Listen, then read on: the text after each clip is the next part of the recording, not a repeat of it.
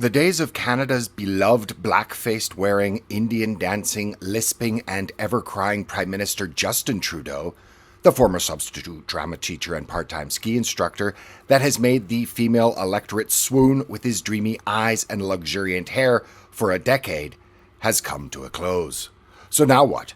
What does blubbering, begging for a nuclear umbrella, and renaming coffee have to do with Canadian politics? You'd be surprised. The Liberal Party of Canada has chosen their new leader, who will become the next Prime Minister of the post-national state with no core culture and nothing for the millions upon millions upon millions of people arriving to assimilate to. And that's according to the previous illustrious twink of a Prime Minister, Justin Trudeau. Called by many America's hat, it is a post-national state at a crossroads. It has done its utmost to deconstruct itself to a point where very few with functioning brain cells even care about anymore. And why should they? In fact, a recent secret RCMP report, in a shocking twist, warns that Canadians may turn to civil unrest once they figure out their wallets are as empty as their Canadian dreams, with living standards set to nosedive over the next 5 years, particularly for younger generations who will never be able to afford something as basic as a home. Moreover, there is growing disillusionment with government fueled by mistrust in the so-called democratic institutions. But it was in the lead-up, or coronation I should say, of Mark Carney, a former central banker as the new Prime Minister of Canada, who himself does not even have a seat in Parliament, and the ongoing issues that the meme country is dealing with vis-a-vis the United States, that illustrates better than anything the absolute state of Canada, and why it really, at this point, calls into question issues of its sovereignty, and no amount of Justin Trudeau's tears seems to be able to slap the nation that has gone totally off the rails back into anything that resembles sanity.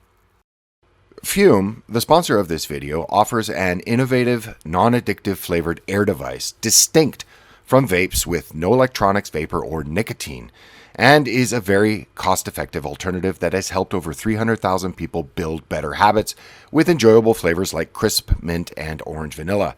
Designed for portability and, well, to be dexterously played with, and with flavors like herbal teas rather than combustion-based habits, well, it helps support you in building better routines. So go to tryfume.com/blackpigeon or scan the QR code on the screen now to receive your free topper and journey pack, enhancing the experience of breaking habits with a very satisfying substitute. I think you'll be very pleasantly surprised.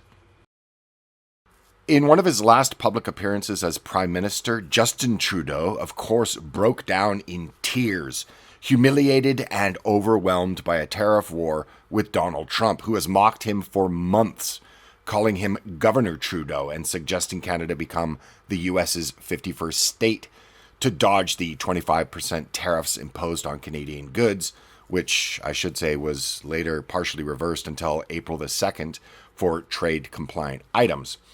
But through his blubbering, he defiantly vowed for his deconstructed post-national state to fight back despite a trade deficit, a deficit that Trump claims justifies his stance. And through his blubbering speech like an emotional yo-yo, Trudeau oscillated between anger and sadness, insisting Canada won't buckle, while Trump doubles down, arguing that the US subsidizes Canada's economy and security unfairly. Even Trudeau's recent plea to King Charles for support flopped badly, as Charles was totally focused on Ukraine photo ops rather than defending Canada, where he's still technically the head of state. There's no wonder. Known by many as the Soviet Kanakistan, arguments for the US's annexation of Canada revolve around economic integration, merging Canada's export-heavy economy, with 75% going to the US, and resources into one North American powerhouse. Strategic unity to secure the continent and Arctic against rivals, and of course there is the cultural similarity, with some claiming Canada is America light, and that separation between the two countries is pointless.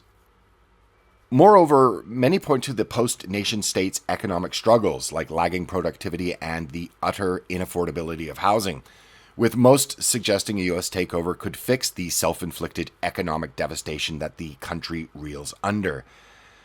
As all of this especially is fueled by historical nods and Trump's trolling about the 51st state.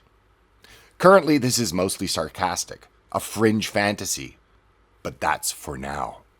Bringing it back, what is interesting to look at is how the lead up to the liberal leadership race showed just how infantile, incoherent, and bombastically hypocritical the elite class is.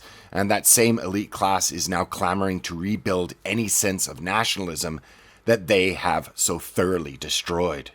For example, Christina Freeland, the ex-Canadian Deputy Prime Minister, who was a contender to replace Justin Trudeau as Liberal Party leader, and it was during the race that she urged Canada to seek nuclear protection from European allies like France and Britain against a so-called predatory United States, citing Trump's comments questioning Canada's statehood as a security threat.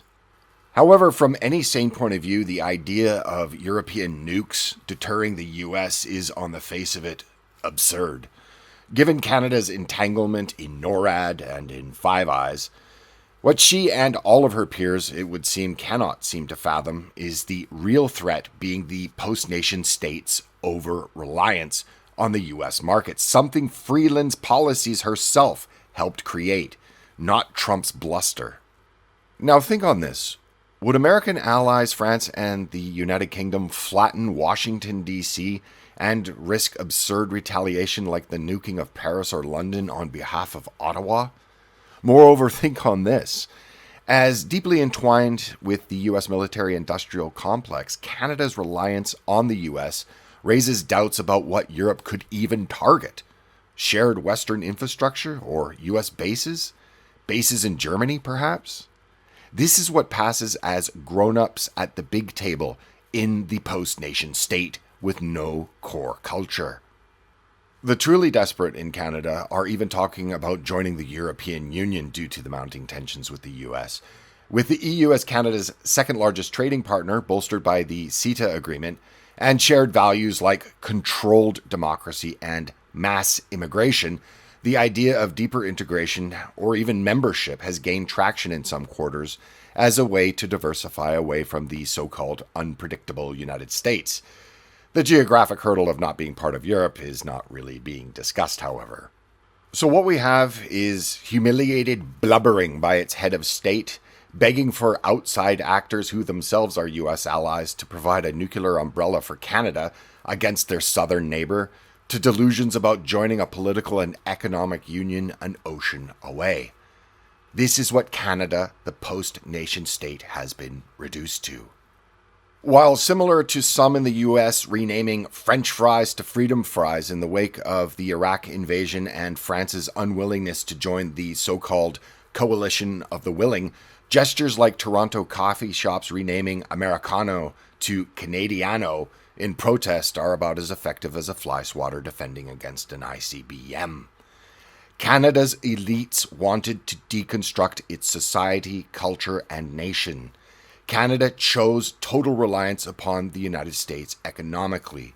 Canadians have consistently voted for parties that have destroyed their economy and financial well-being. There is no one coming to the rescue. That is, except America saying it will. Perhaps the sane Canadians left in the country should pay heed. So thank you very much for watching. If you like this video, please give it a thumbs up on the way out. Also remember to check to see that you're still subscribed, as YouTube has unsubscribed tens of thousands of people without their knowledge or consent. Also remember to check out the sponsor of this video, Fume, and their product that helps you build better habits, which I think we can all do with. So that's it. See you in the next video. Bye for now.